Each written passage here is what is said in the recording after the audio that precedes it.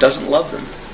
And I can't think of any more cruel kind of child abuse than teaching a child to believe that their parent doesn't love them, or teaching the child to believe that their parent had abused them or molested them.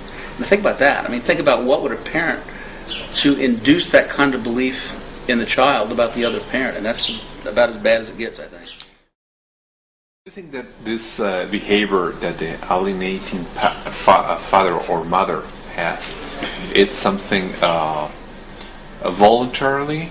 It's something that just is born in a natural way?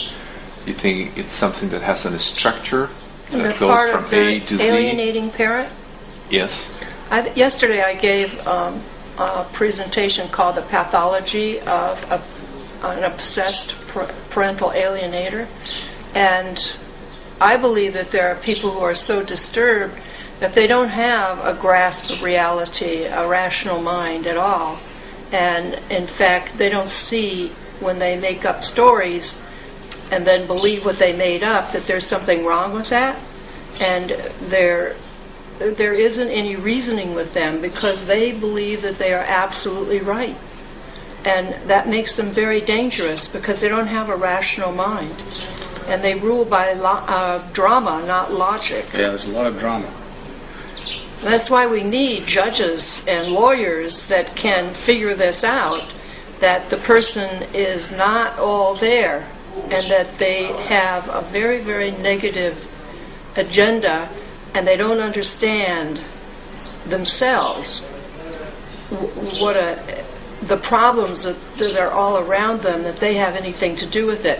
If there's a problem, it's never my fault. It's got to be your fault, or it's got to be their fault, but not me. I mean, one of the things that a lot of those particular kind of parents have in common is the inability to critique their own behavior, to step outside of themselves and go, oh, I shouldn't have done that. Which is a normal, healthy, kind of self-moderating thing to do, but these folks can't do that. Either they can, they won't, whatever, but the ability to do that just is not there. But I think also I think those kinds of parents can even be doing this almost unconsciously. I mean, they believe it. They believe the stuff that, like Jane says, that they make up and then sort of carry on with that. And they make very believable witnesses because they believe it, even though they made it up. And they may not even realize that they made it up. But then I think you also have other parents that do it in a calculating way, that realize that what they say isn't true, and they're doing it for more really calculated reasons, because they're trying to have financial gain or something like that, or revenge or something. So I think it can be the whole range. Because that's an interesting question too. What are the causes, of the PAS? It's revenge. It's financial. It's what are the material, causes of the parents that affective. do that? Yeah. What have you found in your It's research? always to have them end up in an advantage some way. And one advantage would be they've enmeshed with a child and they want that child to only love them and no one else. And another one, it could be a financial advantage, where if it's in the case of mothers, if there's a substantial amount of child support that subsidize their existence. Or fathers too, because then it's child support they don't have to pay out. So it's money either way. It goes both ways. Yeah, money, it could be, but also just having an inability to see the value of sharing. Now that you mentioned father or mother, in the States, who has the strongest tendency to alienate the child, the father or the both. mother? Now it's both. I think it's about 50-50. Because the custody in the States, I think you don't have the same problem like we have in Spain, that 98% of the custodies are given to the mother. Am I wrong? No, you're right. It's not anywhere near that. It's still not 50-50, but it's not 98% like you say. Yeah. But so I think it moves more in that direction. But as a consequence, I think fathers can just as easily be alienating parents now as mothers. And I think that's been that way for probably 10 years. It didn't start out that way. So it does not depend on the sex, on the gender of the What got person. Richard Gardner in trouble is that he told the truth as he knew it. And in 1980, when joint custody first became a reality in the United States, and then it started going from state to state. And I understand in Spain, you now have just beginning now. It's just beginning with one of your provinces. What do you say? States? Aragon. Aragon. Right. And then hopefully it'll move to the other states like it did in the United States.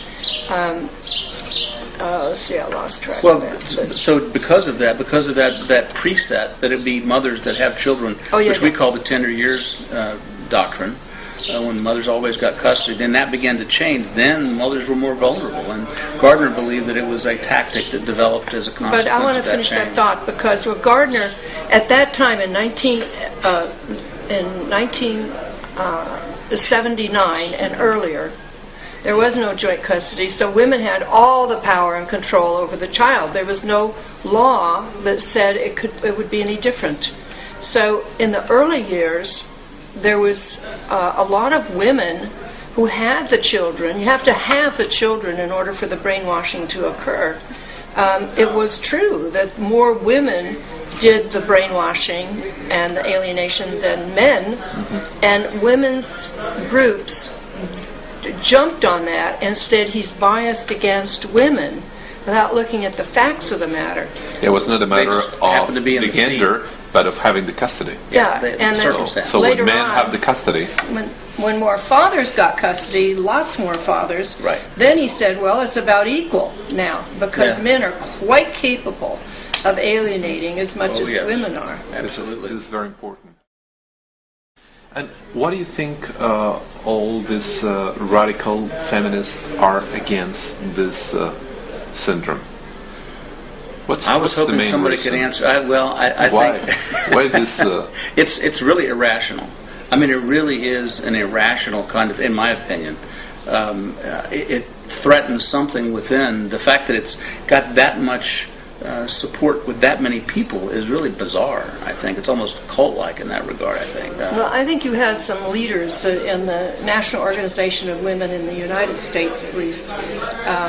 The original women wanted they wanted equal pay for equal work. They wanted equality in terms of opportunity to go into different areas of work and so on, jobs and college and opportunities that men had. And I was all for that. I hope, most everybody would be. But those original women that got that going, and they were very successful, they kind of faded away. And what took their place was not that. The women that took their place were they would say that men are batterers and predators on women and children. And that's their motto. And that's what they've spread, is that you can't trust men.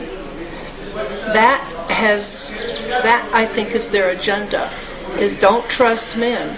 It's because you're going to get beaten up, or you're going to be harmed in some way, and that they're going to hurt your children. Which is just, to me, it flies in the face irrational. of evidence. It's irrational, but we seem to, as human beings, gravitate towards somebody to be afraid of. We have to be afraid of somebody in order to be okay. I don't. Maybe you could answer that. It's like having an enemy, so we have a reason to exist. We have to be afraid of that's somebody. not it, but that Many countries